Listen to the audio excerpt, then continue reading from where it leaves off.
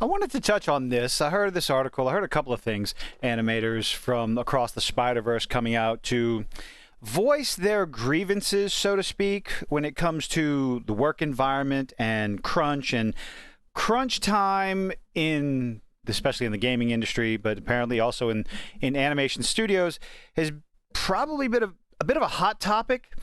I have my opinions on them, but hey, let's talk about it and you go ahead and decide for yourself. Are they babies? Are they entitled?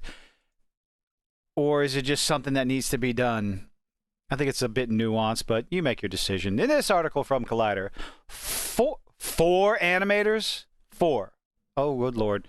Four Across the Spider-Verse animators claim unsustainable work conditions in new report. Over 100 animators, is it 4 or 100? Animators and artists quit the project halfway through, according to the report. At this point, everyone who's watched Spider-Man Across the Spider-Verse agrees that the sequel is nothing short of a masterpiece. I wouldn't go that far. I enjoyed the movie. A masterpiece? I did like the anime. Maybe they're talking about the animation. I did like the animation. The different styles and everything for all the different Spider-Man. Okay, yeah. I'll come close to saying that. Not quite. The artwork of the Sony Marvel title impresses even those who don't care about animation as an art.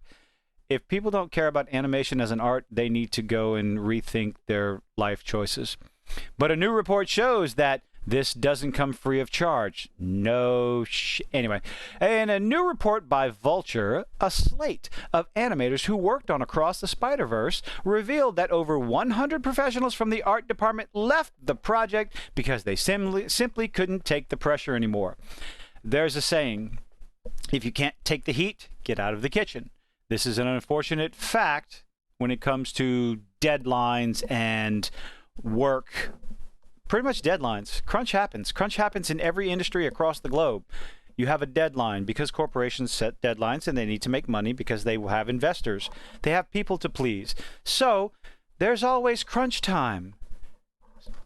How do you deal with it? Do you shut it down? I don't know. It's an individual determination of whether or not you want to go through the horrors of crunch time and walk away from a project or just struggle and see it through.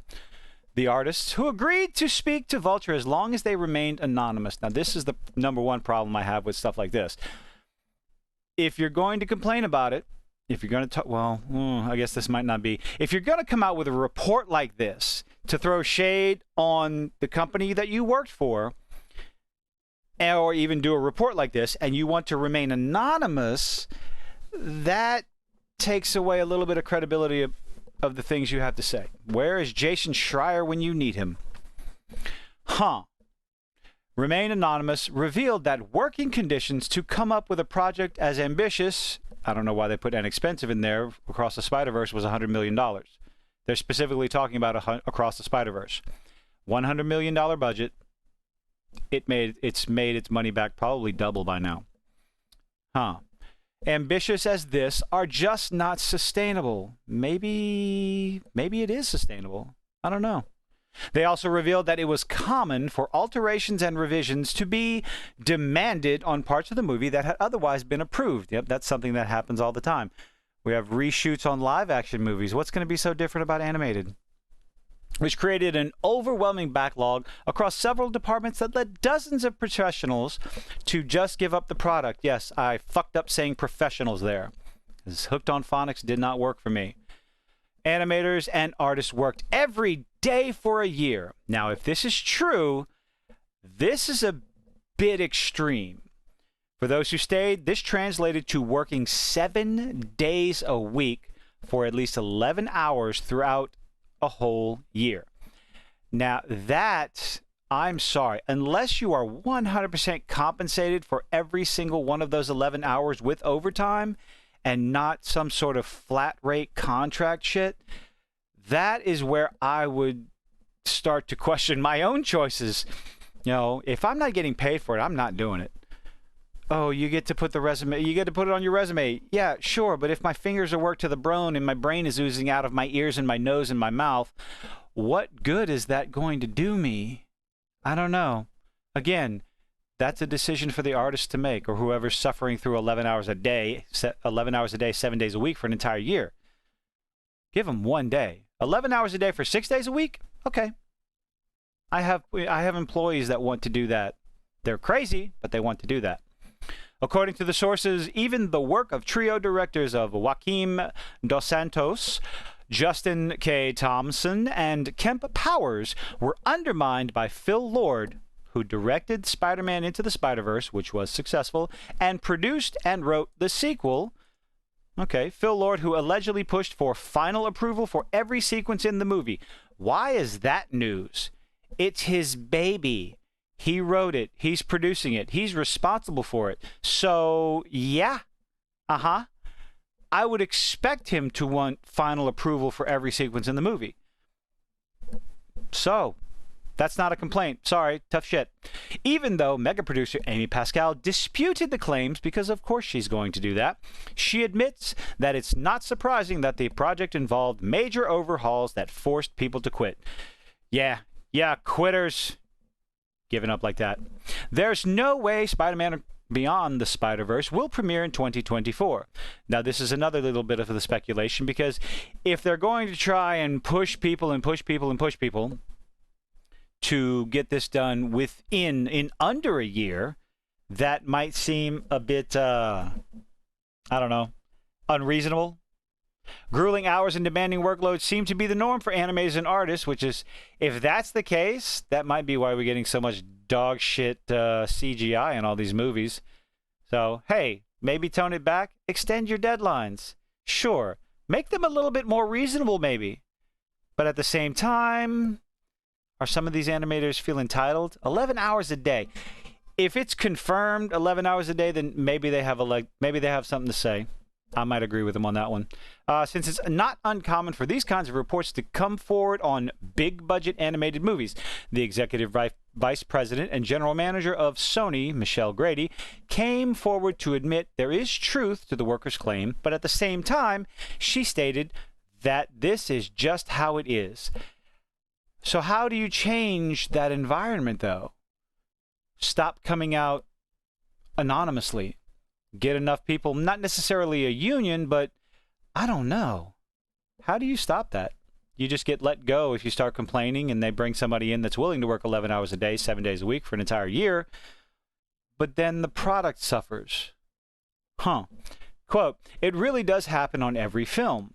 Truly, honestly, it can be a little bit frustrating, but we always try to explain that this is the process. Now, in this situation, if what she means is that this is what the studio and the artists and animators sign up for, then they don't have room to complain. If this is what you sign up for, if this is what you're explained when you take on the job, then you have agreed to that environment, to those working conditions, those long hours. You've agreed to it. I'm sorry. You don't have a leg to stand on when it comes to complaining after that. So, like I said, it's a bit nuanced, this little argument here. One of the 4 workers who spoke to Vulture also declared that, quote, there is no way that Spider-Man Beyond the Spider-Verse is coming out at the proposed release date, which currently is March 29th, 2024. He suggests that both movies were not worked on at the same time. That's unfortunate, if it's true. And they had barely crossed the finish line when it came time for the second movie to premiere. That's interesting and unfortunate if they're not working on them at the same time. Another professional revealed that one element that kept setting production back was the fact that Lord, now, again, this is an accusation. Does he have proof? Where's the proof? Show your receipts. The fact that Lord had no idea what he wanted, which in turn led to rewrites and hundreds of hours of work getting thrown in the trash. This pushed some animators to state categorically that they're, quote, never working on a Phil Lord movie ever again. Spider-Man Across the Spider-Verse is breaking records when it comes to animation in the 2023 box office. So, something I've heard after so many movies I've watched, reviews I've watched, talking about all these different directors and producers, that the most nitpicky, insufferable ones who want their final project, they're difficult to get along with, have been the ones to produce the best product. James Cameron, as an example, who just put out Avatar, which is quite successful at the box office. His previous work, absolutely successful. Absolutely insufferable on set. Not a great person, just difficult to work with, and yet people continue to work with him because he's successful. Phil Lord, way it sounds like this, never want to work with him again, and yet people are going to continue to work with him because so far, well, guess what? Into the Spider-Verse and Across the Spider-Verse are successful. So where do you draw the line? Do you stand up for your morals and not want to deal with an insufferable prick like that who continues to want rewrites and wants everything perfect on the set no matter what, with the grueling hours here and there and all this other stuff for an entire year? Or in order to finish, to put out a product like Across the Spider-Verse, which I loved wholeheartedly, with that sort of animation, fantastic, again, or do you go work for another director who's, you know, a yes man who caves and just the finished product is less than stellar, less than desirable? I don't know. Where do you find that happy medium? 11 hours a day, 7 days a week, that is a bit ridiculous. But again, at the same time, if it's something you signed up for, where do you have room to complain? But what do y'all think about this? Do they have the right to complain?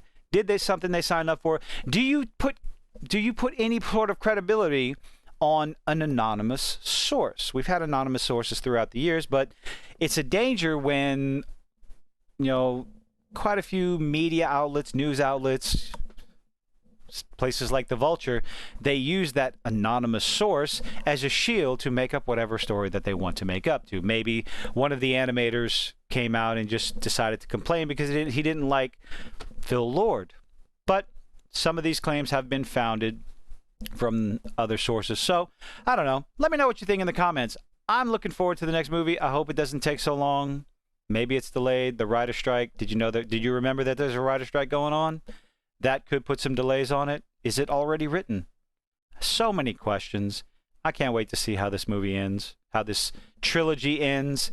Hopefully it's not too anticlimactic. But anyway, thank you for making it this far. Leave a like, leave a dislike. Let me know what you think in the comments. Have a good one.